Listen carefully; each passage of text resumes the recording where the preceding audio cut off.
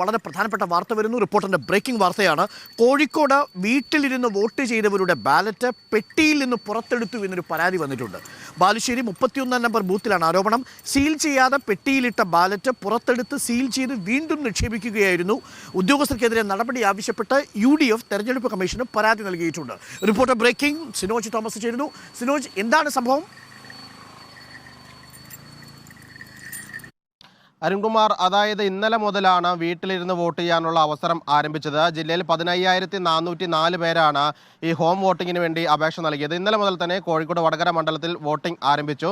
ഈ തെരഞ്ഞെടുപ്പ് ഉദ്യോഗസ്ഥർക്ക് പ്രത്യേകം പരിശീലനം നൽകിയ ശേഷമാണ് വീടുകളിലേക്ക് അയച്ചത്. പക്ഷേ ആദ്യ ദിനത്തിൽ തന്നെ പരാതികൾ ഉയർന്നിരിക്കുന്നു. UDF തെരഞ്ഞെടുപ്പ് കമ്മീഷന് പരാതി നൽകിയിരിക്കുകയാണ്. ബാലുശ്ശേരി നിയോജക മണ്ഡലത്തിലെ കോഴിക്കോട് പാർലമെന്റ് മണ്ഡലം ബാലുശ്ശേരി നിയോജക മണ്ഡലം 31 നമ്പർ ബൂത്തിലാണ് ഈ സംഭവം നടന്നിരിക്കുന്നത്. വീട്ടിലെത്തി വോട്ട് രേഖപ്പെടുത്തിയ ശേഷം സാധാരണ ബാലറ്റ് പേപ്പർ കവറുകളിലാക്കി സീൽ ചെയ്ത ശേഷമാണ് ഈ ബാലറ്റ് ബോക്സിൽ, അതായത് സീൽ ചെയ്ത ബാലറ്റ് ബോക്സിൽ നിക്ഷേപിക്കുന്നത്. പക്ഷേ ഈ 31 നമ്പർ ബൂത്തിൽ ഒരു വോട്ടറുടെ വോട്ട് രേഖപ്പെടുത്തിയ ശേഷം ബാലറ്റ് പേപ്പർ ഈ കവറുകളിലിട്ട് സീൽ ചെയ്യാതെ നേരിട്ട് തന്നെ ഈ ബോക്സിൽ നിക്ഷേപിക്കുന്ന സാഹചര്യമുണ്ടായി.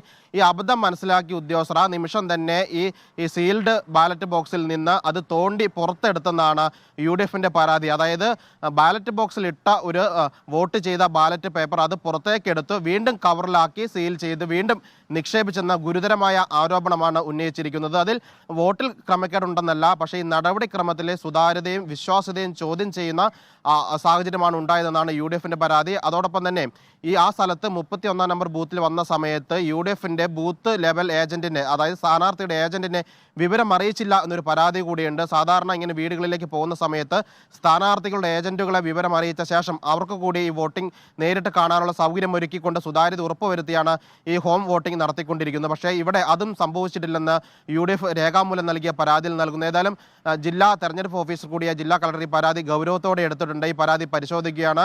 നിലവിൽ ഒരു ടിൻ ബോക്സിലാണ്, അതായത് സാധാരണ ടിൻ ബോക്സിന്റെ മുകളിൽ കോഴിക്കോട് നിന്ന് വിവരങ്ങൾ നൽകിക്കൊണ്ടിരിക്കുന്നത്.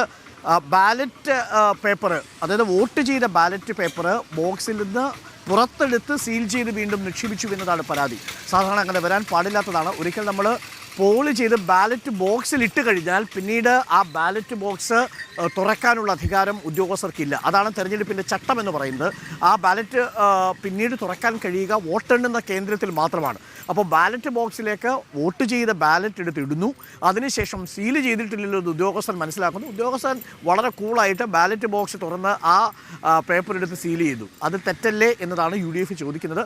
എന്തായാലും പണി പുറകെ വരുന്നുണ്ട് എന്ന് മാത്രമേ നമുക്കിപ്പോൾ പറയാൻ പറ്റൂ. കാര്യം തീർച്ചയായിട്ടും അതൊരു തെരഞ്ഞെടുപ്പിൻ്റെ ഒരു റൂളിൻ്റെ വയലേഷനാണ് എന്ന കാര്യത്തിൽ സംശയമില്ല.